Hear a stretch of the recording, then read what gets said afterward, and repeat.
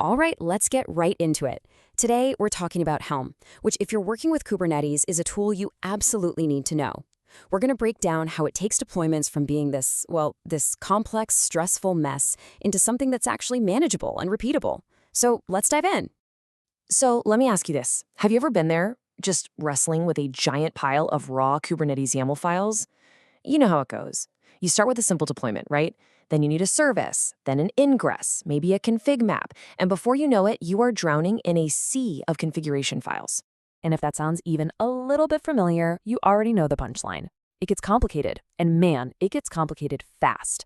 It's probably one of the biggest headaches when you start trying to scale your apps on Kubernetes. And this right here, this is what we call the YAML nightmare. You end up with dozens of different files for just one application. You're trying to keep track of different configurations for dev, for QA, for production, probably by copying and pasting, and hoping you remember to change that one specific line. And when something breaks, oh man, trying to update or roll back is just this super manual, super risky, high-stress situation. But what if there was a better way?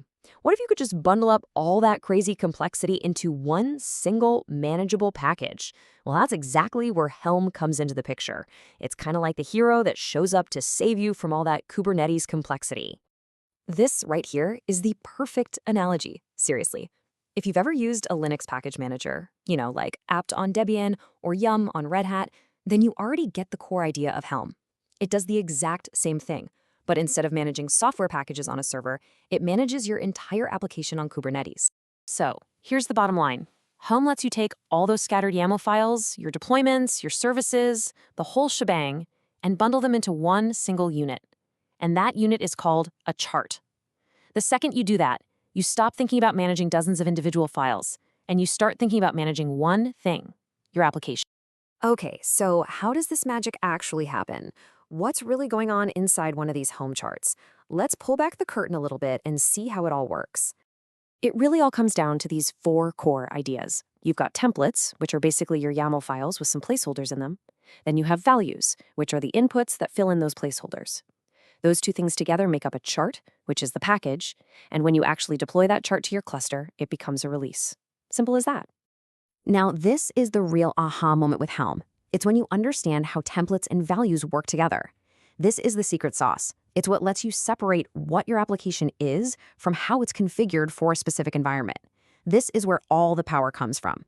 So first up, you have a simple file, usually called values.yaml. And just look at this. See how clean and simple it is? You're not writing a bunch of complicated Kubernetes manifests. Nope. You're just defining the variables that you actually care about. Like, hey, how many replicas do I want? Or which version of the image should I use? And here's the other half of the puzzle, the template itself. Now, this looks a lot like your standard Kubernetes YAML, but with one huge difference. You see those curly braces? Instead of hard-coding a number for replicas or a specific image tag, we have these little placeholders. When you run Helm, it grabs the values from that values.yaml file we just saw, and it injects them right here. It's like a mail merge for your Kubernetes configs.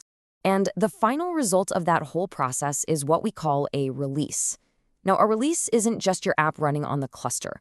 It's a fully versioned snapshot of your chart with the specific values you use to deploy it. Helm keeps track of all of these releases, and that's the key to making upgrades and rollbacks work so well. So that's the theory. But what does it actually feel like in your day-to-day work? Well, it means we can finally get away from that chaos of managing files by hand and move to the beautiful simplicity of the command line. Just look at this. It's incredible. The entire lifecycle of a super complex application boiled down to 3 simple commands. You use Helm install to get it running the first time. You've got a new version of your app, just Helm upgrade. And what if that upgrade goes wrong? Well, a single Helm rollback command is there to save the day. And that rollback ability, that is a total game changer.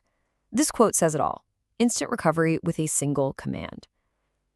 Just imagine, it's Friday afternoon, a deployment goes bad in production. Instead of a mad scramble trying to figure out what went wrong, you just tell Helm to go back to the last good version. Done. That right there is what production-grade safety looks like. And it's because of things like this, the simplicity, the repeatability, the safety, that Helm has pretty much become the undisputed industry standard for this stuff. Let's take a look at where it fits into the bigger picture. You see, Helm is basically the engine that powers modern CI/CD. In pretty much any automated pipeline, that very last step is often just a simple Helm upgrade command. Because the whole deployment process is now standardized and easy to script, it unlocks these really powerful, fully automated workflows like GitOps. This little table really just sums it all up, doesn't it? With raw YAML, everything is repetitive and gets so hard to scale. With Helm, you're using dry, don't repeat yourself, templates. Raw YAML has no idea what a version is, and rollbacks are a manual nightmare. Helm gives you versioned releases and one-command rollbacks. When you see it side by side, the choice for any serious system is, well, it's pretty obvious. Now, of course, with all this power, you've got to be smart about it. So here are a few best practices. For sure, use Kubernetes RBAC to control who can actually deploy charts. Always validate your inputs so you don't deploy a broken configuration.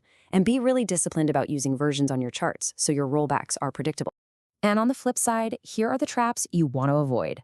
The number one mistake I see is people hard-coding values inside their templates. That just defeats the whole point of using Helm. And please, whatever you do, never store secrets in plain text inside your values YAML file. That's a huge security no-no.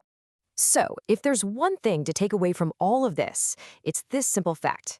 If you want to deliver applications on Kubernetes in a scalable, reliable, and professional way, then mastering Helm, it isn't really optional. Being able to install, upgrade, and roll back releases is a fundamental skill you have to have. So let's just end on this thought. Your applications, your deployments, they're not getting any simpler, are they? They're only going to get more complex. And managing that complexity is the name of the game. So the real question you should be asking yourself is, isn't it time you brought in a hero to help you manage it all?